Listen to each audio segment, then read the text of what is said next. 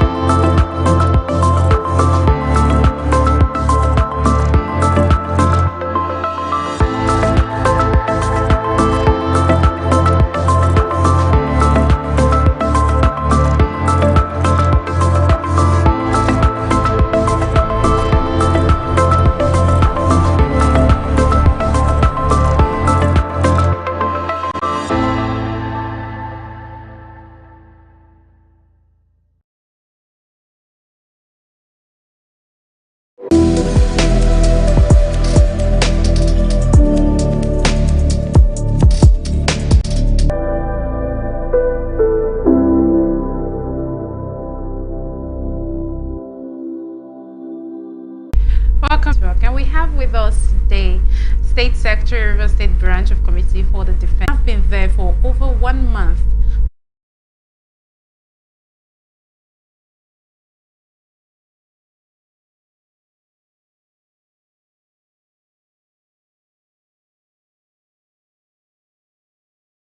Supervision of the illegal mining site.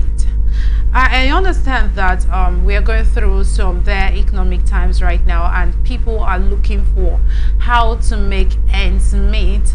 But of course, anyone would say that there are risks involved in every venture, that everything we do in life is taking one form of risk or the other. But the risk involved in this illegal mining, as the local government chairman determined, is actually too much, because I mean you're digging a hole under the earth and beneath the earth, and you're just going in there, and then unfortunately it collapsed and these people have to die, all of this.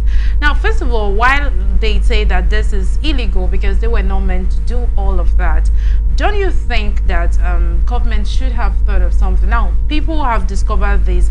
Once you know that we have these mineral resources there, we are dying of hunger. I mean, everyone wants to take advantage of the opportunity. Why not make it a more legal, in a legal way, so that people can actually access it and still have their lives safe while... The idea, when they take their tea, they laugh, they go back to their various houses, standing on the wealth of the nation, extracting it, and without making a better redistribution of Nigerian resources. So if you put all these things together, it would have helped Nigeria a lot to move her forward from where we are today. Nigeria is endowed, I mean, one of the nations that are really endowed with so many natural resources. I think God just headed to shower his mercies and favor upon us, but yet we do not use them as... In fact, just like you said, our attention has been on crude.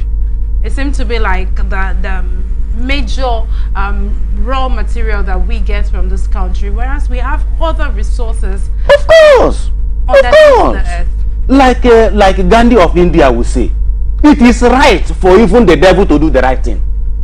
Now, if the country, if the government is not doing anything to ensure that we harness this... For crying out loud. And if you look at it, these illegal miners, which market do they sell this thing? Which market do they go to? It also means they have illegal buyers. What are we talking about? Illegality continue to go. You see, network of illegalities. And people are amassing wealth for the detriment of those who may not have the courage and the willpower and the mechanisms or the machinery to go in and join the league. It's unfortunate that we cannot to join the league of illegality. Unlawful society without obeying laws. What are we trying to talk? That a state as large, as big as Nigeria, with a very robust, mineral resources deposited, we cannot know how to manage it. else we continue to borrow. Look at our refinery. Almost all the opaque, unravel a particular situation where we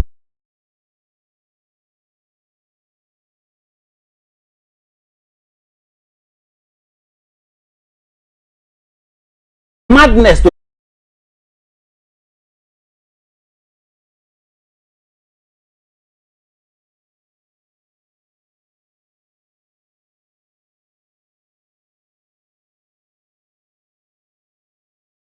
theft or whatever, but what do you think the government can actually do to put an end to that? As much as we have the fight against the crude oil theft, do you think it is necessary to have also the fight against this other mineral resources theft? Definitely, because all these things are common for the common good of the nation. If not, it will remain the same all over. There is joint task force for illegal bunkering activities within the Niger Delta and her neighboring states. Why don't look at nationalism in them, patriotism in them? So if all these things are put together, there must be a workable solution, and that is why we're talking about the judiciary should be prompt to duty. Those in the side of executive as well be prompt to duty. They wouldn't connote to be the executive committee of the bourgeois, according to Kamas. Connote to use the people to gain legitimacy by fire, by force, to the detriment of the society.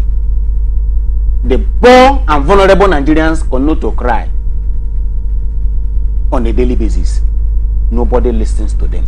Well, we are in an era of letting the poor breathe, and we hope that we are going to let them breathe. It's all right. But let's just hope that the government is going to rise up to the occasion with the theft of mineral resources in the country, and we can bring this to an end and also put an end to the loss of lives on the line for this. But let's go straight to our next issue on migration. The controller of Nigerian Immigration Service, Ekiti State Command, Abdurrashid Ademola, has revealed that no fewer than 1,200 Nigerians have so far died in 2023 through illegal migration to European countries.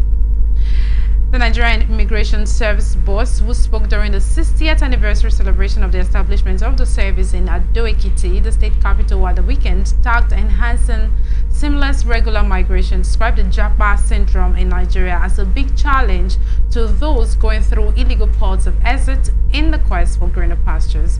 According to him, many of our youths die in the Sahara Desert, Mediterranean Sea, and so on, which does not worth it. From available data from International Organization for Migration, at least 1,200 Nigerians have died while trying to migrate through the Sahara Desert and the Mediterranean Sea in 2023 alone. For those who survive, the dream of reaching their desired destination quickly becomes a mirage. Some spend several months, even years, in cells abroad for irregular migration. Some are taken hostage by pirates who rob, maim, and sometimes rape the female Japais. He commended the Acting Controller General Caroline Wuraola Adepoju for deeming it necessary to celebrate the 60th anniversary of the Nigeria Immigration Service, underscoring that the past 6 decades have been a period of passionate service to the nation and fatherland. The security chief said Nigeria Immigration Service has gone through a series of transformations, taking the country from the analog years to the digital era. The agency has achieved a lot within these years in different areas of operations, ranging from issuance of travels at 60, looking at the essence for which they were created. How well do you think they have fared in this past 60 years? Well, I will not give them pass mark. Neither will I say they have not performed. Put everything put together, there is more that is needed to give to the country, Nigerian state, because of influx of people within African sub-Sahara coming into Nigeria and managing our border, and of course managing residents of Nigeria and our citizens. It's becoming a serious problem.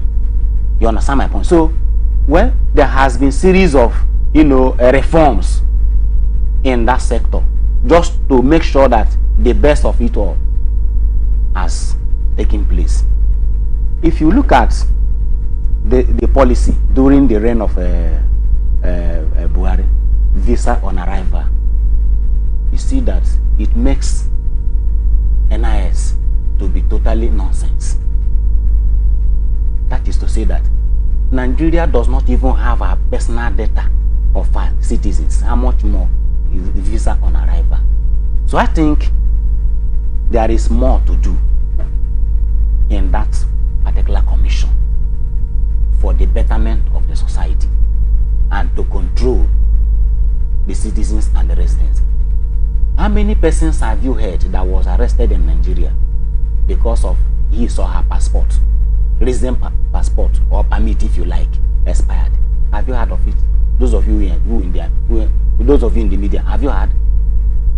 I think these are the statistics, these are the indices with which you can score NIS low or high.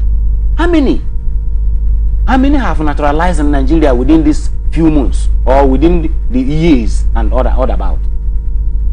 So that is why there is more. We have more to do to better the life of Nigerians. I went to their office on Aba Road.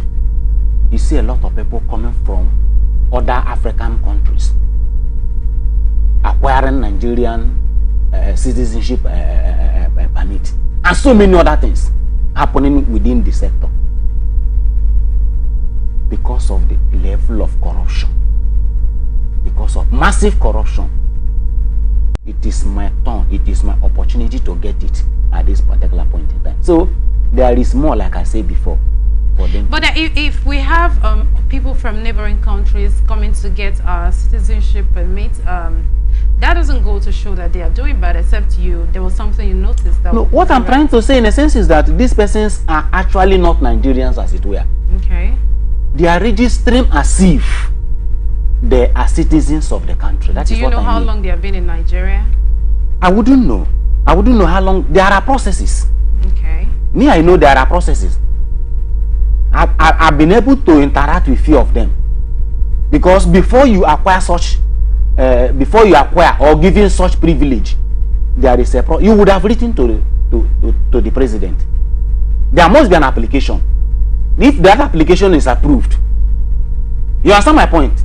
Then you now direct the person to NIA and all that before such a privilege could be given to you. It's not just here on Aba Road, where you go and register, just like a ordinary Nigerian. Okay, now let's look at the figures so far in 2023 alone. I mean, this is the 8th month of the year, and we already have about 1,200 Nigerians who have died on illegal migration. Are you how sure are you about the statistics or the data?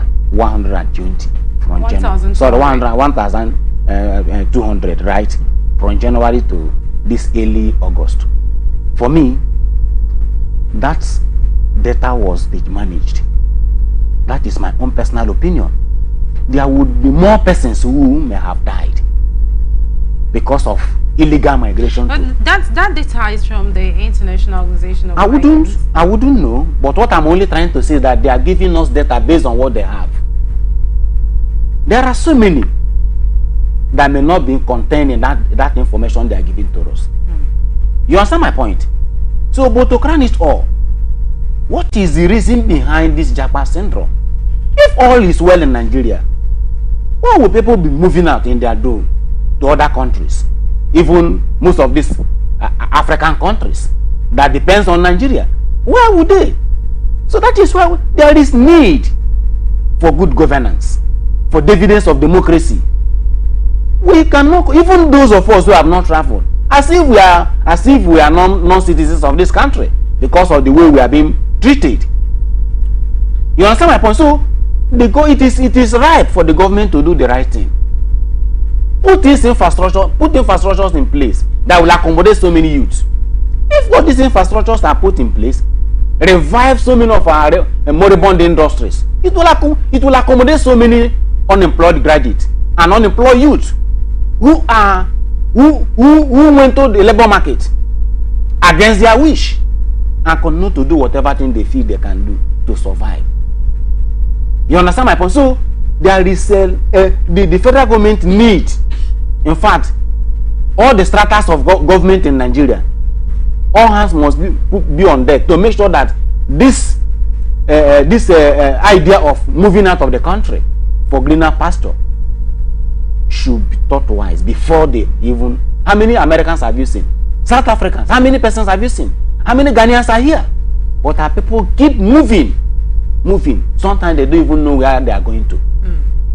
Now, I understand that in almost every society, people are moving from one area to the other in search of greener pastures. But doing this illegally, do you think the NIS has a role to play in this? Because I know a couple of months ago, they were at the National Assembly being interrogated for why Nigerians have to go through so much delays in getting their passports and visas and all of those hitches that people experience at the Nigerian Immigration Services. Do you think that they have a role to play for why these people, I mean 1,200, like you said, maybe this is even underreported. Do you think they have a role to play why most people are going through the illegal routes? See, they have role to play, one, but the onus lies on the executive, the president, National Assembly, to provide modalities, a better framework on how to manage some of all these societal issues. I want to believe that most of these persons that go illegally do not possess the financial strength to go through the legal means. Okay. That is the truth. Some of them risk their life. After all, it's as if they're already dead where they are. Or die and I die, like people will always say. So these persons may not have that war chest to reach the required, papers and all that to get it legally. And sometimes when they have all the requirement of traveling abroad, are you even certain whether the country where they are going to be visa will be issued to them, because of a lot of rigorous questioning and all that? So some persons choose otherwise. And what are they even going to do? Some of them become laborers and do menial job to make sure that they have meat to eat, because the place is becoming so hard. And people say, well, whatever it is, I better go. So the government need to do a lot for her citizens. We cannot continue to suffer this way in our own country. And the government is said to be legal because our vote brought them in. It's a social contract theory, according to Thomas Hobbes. Signed. So there must be need. Government is not all about companionship. Do the needful. Make a better society. Nobody will, even if you are going like a hero. What are we talking about? It's really appalling. If just 8 months time we have 1,200 Nigerians who have died on illegal migration, then I wonder what the statistics would be for the past 10 years. It is really going to be alarming. I just hope that the government would, like the president has said, let the poor breathe, create that enabling environment that businesses can thrive and people can live their lives. Then I'm sure that most of these illegal migrants will cut down on that thought alone, even before considering to embark on the journey. We'll go on a very short break and we'll be right back. Hey, welcome to the StarTimes 35th anniversary celebration.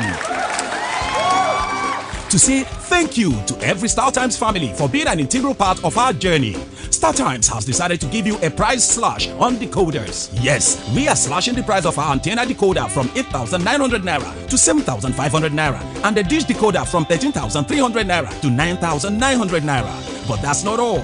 Existing subscribers can recharge for 2 months on their current bouquet and get upgraded to the next higher bouquet. And if you recharge on the classic or super bouquet, you'll receive a fantastic reward of extra 15 days of free viewing. You can enjoy our top local and international content. So, what are you waiting for? Quickly, visit any StarTimes outlet around you to recharge or buy your decoder between June 12th to August 31st to enjoy this fabulous offer. Wow! Yay! Let the celebration begin! StarTimes. Entertain your family.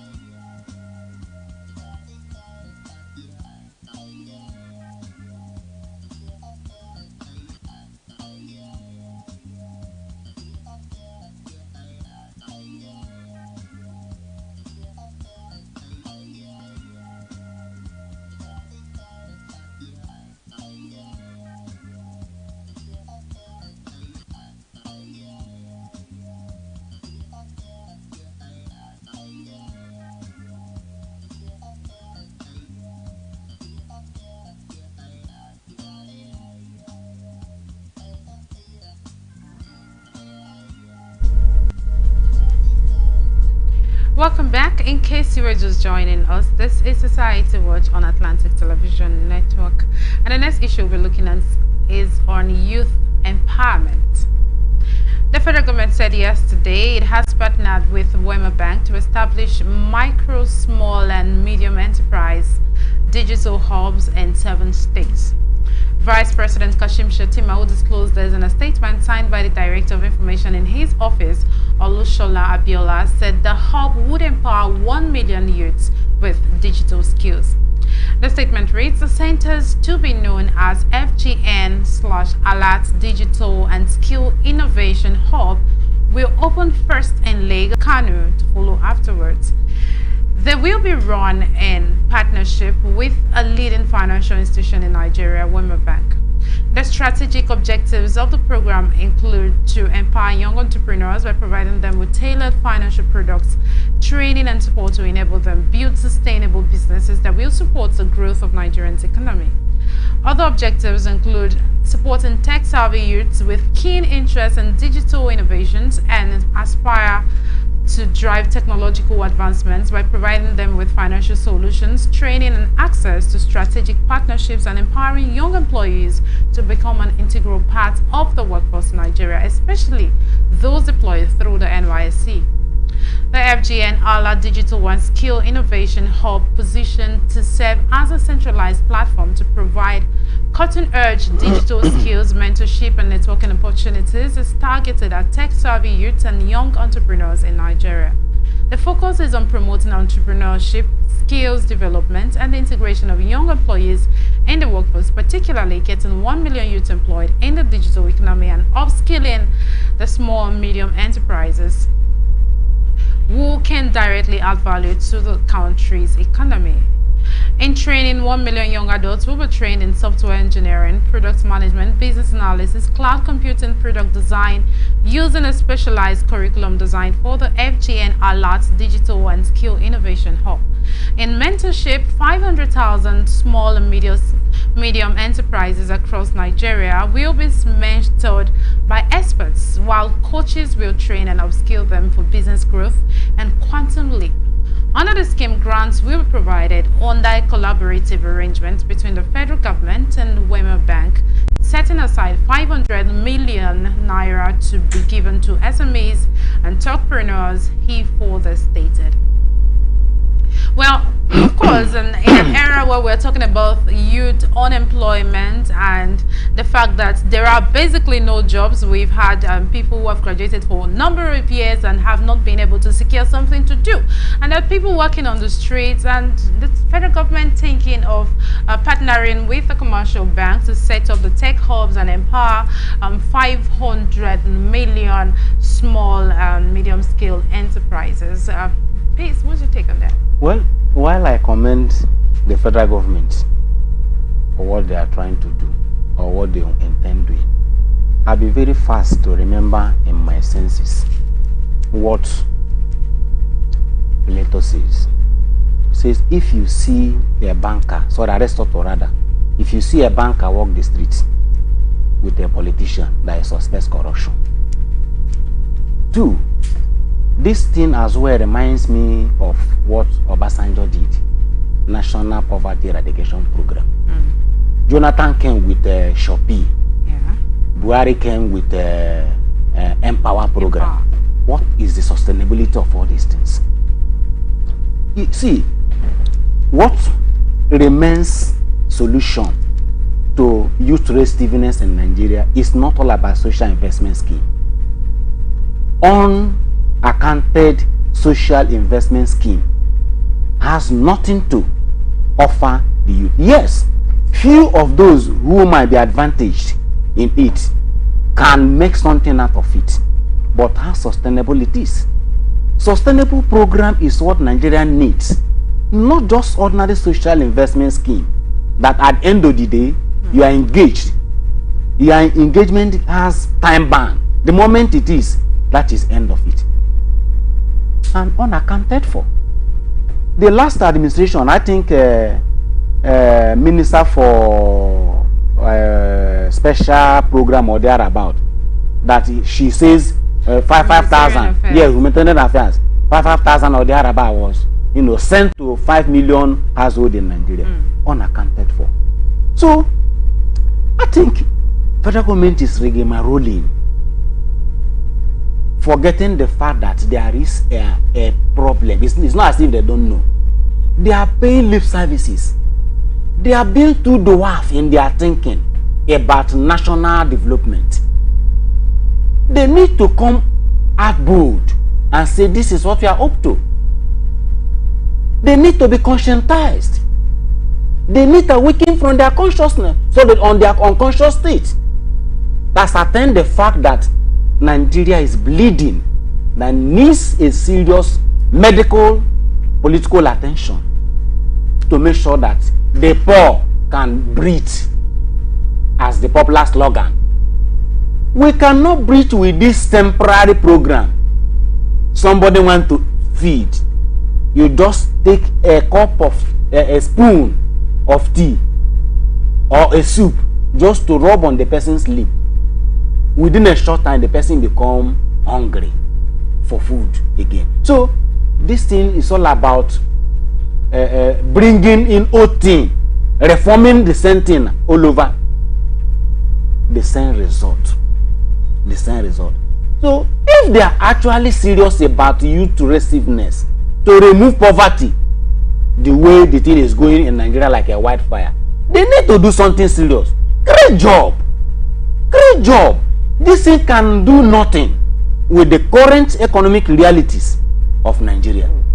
The money they want to invest in this thing should be rechanneled to revamping of our moribund industries and bringing on board our refinery that is not dead, but human activities has collapsed the production of what is it called refinery, and workers are paid.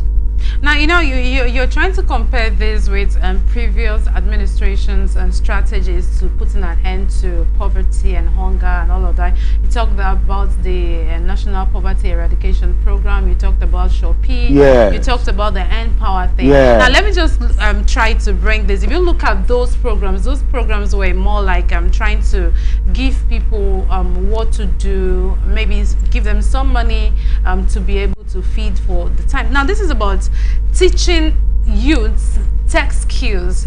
I mean, helping them, according to them, some brave entrepreneurs. So you learn the skills and you start up for life. You get grants to start up. And then they talked about the mentorship for the small and medium scale enterprises. So they are going to teach you how to go and mentor you. And of course, there are also grants for all of this. So do you think this poverty elevation strategy, if I will call it that way, and those in the past administrations are on the same level? Because this seems more like something that's going to be on a long-term basis. People who have the skills can use it for a very long time. Don't you think so? Anita, the fact that I am not disputing whatever thing the federal government is doing to help the youth, I am advocating so strongly that whatever thing they are doing must be sustainable. Even our local NDDC here, so many persons have acquired skill or without empowerment. It doesn't end it all. Even when you get the money, you throw back the money to the system. How much is fuel? How much is transport? What sustainable is it? That is what I'm trying to say. Yes, if I acquire a skill is good, but where am I? That skill acquired, what enabling environment are you creating for me to showcase the skill I've acquired from the government? How am I going to invest the money? The money, will it be sustainable? Will it be enough to take care of my needs? These are the questions we're asking. It's not all about equipping somebody. You learn how to drive, you have no motor to drive. You learn how to repair generator. Even the owner of generator does not have money to pay you to service. He say, please leave it there. We will not die. The place is becoming so harsh. Whatever thing government is doing must be very, very sustainable. Yes, acquiring a skill is good. But what I'm trying to say is that what are the mechanisms put in place to make sure that when fully to ensure that this is for the overall good of the nation. I know very well that within the period that the president promised, the palliatives and the committee set up, they talked about the fact that the National Social Register put together by the Buhari's administration was filled with irregularities, and so they were not going to make use of that register, which means we do not have any register showing maybe the number of unemployed youths in the country and the number of vulnerable people. And of course, in this case, we're talking about unemployed youths. Now, the government has not been able to tell us what statistics they use to select these states, so that these states can be more like a sample that can be generalized to the entire nation. We say, okay, the population of these few states as Nigerian population. However, don't be in a hurry to forget $800 million that was to be acquired to give people as a word palliative. Anita, are you not seeing how intelligent the government is? Anita, are you not seeing that this is palliative in disguise? You think so? Yes, there is every possibility. There is every possibility. So, what government is doing is good. It's a laudable idea. But what I'm trying to say, I continue to maintain what I'm saying. How sustainable? Where are they going to invest? Is it this crumbling economy that where they are going to invest? There are certain things you will do for the youth. Give them job, sustainable job. If you train these people, why not absorb them? Why not absorb them? That is the point. So it's not all about, bringing us a particular amount of money to train people. At the end of the day, the people zero back to the society where they are coming from. They are even more angry because of time factor, the energy, everything put together. So if actually they are sincere enough, let us see it. Let us see it. They should prove beyond reasonable doubt that yes, we are up to the game. So many persons who we are beneficiaries of Shopee and that of Empower and all that, they have gone back to the society. My local NDDC, so many persons acquired skills. Where are they today? No, that's the problem. Now, are you going to blame the government? Government has been able to pay. Let's say they're paying, like in this case, they have set aside 500 million naira for the small and medium scale enterprises, mentorship, training, and all of that. If the government equips you with this, are they going to sustain the business for you?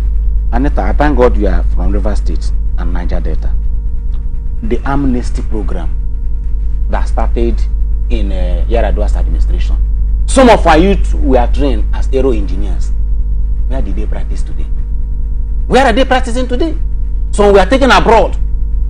Government spend a lot of money in bringing these persons on board. Where are they today? They have gone back to the society. That's the question. Is it the government's responsibility to look out for jobs for them? If you have this training, you graduate from this university, I graduated, and then you get your CV and you look for a job. Isn't that what is obtainable? Should the government train you and also go out there to scout for jobs for you? You have gone to university, study whatever. Study whatever and come in. If there are no institutions where you are going to work, will you work? If there are institutions and there is no security, will you work? If you are working, it's as if you are not working. What is the benefit? So what am I trying to say? There must be a proper modality put in place, a workable solution to an extent that will accommodate all these allowable ideas. If not, it will end up without accounted for. I think I like what you said, talking about the security and the economy, so that if there are institutions, then when these people are trained, let's take for instance some of these northern states, if they end up in the course of these trainings, we know that we have been used to having Boko Haram attacks, bandits attack, and all of that. If all of those are not settled, the possibility of this program scaling through successfully in those areas will be questionable. Well, we hope that before the government has come up to this extent, they have also put out modalities in place so that this exercise will not be one in futility, but that it will actually benefit Nigerian youths. And I also hope that it will cut across the states of the Federation, so that everyone can enjoy this laudable gesture from the federal government. But this is a much we'll take on this program. Thank you so much, Peace, for joining us. It's always my pleasure coming in. All right, and thank you our viewers for being out there. Hope you had a very great time with us. And if you missed anything, you can just follow us on our social media platforms: Twitter Atlantic TV Net, Facebook and YouTube at Atlantic Television Network, Instagram and TikTok at Atlantic TV Network 1. I am Anita Obari. Do remember that peace and unity are the pathways to progress.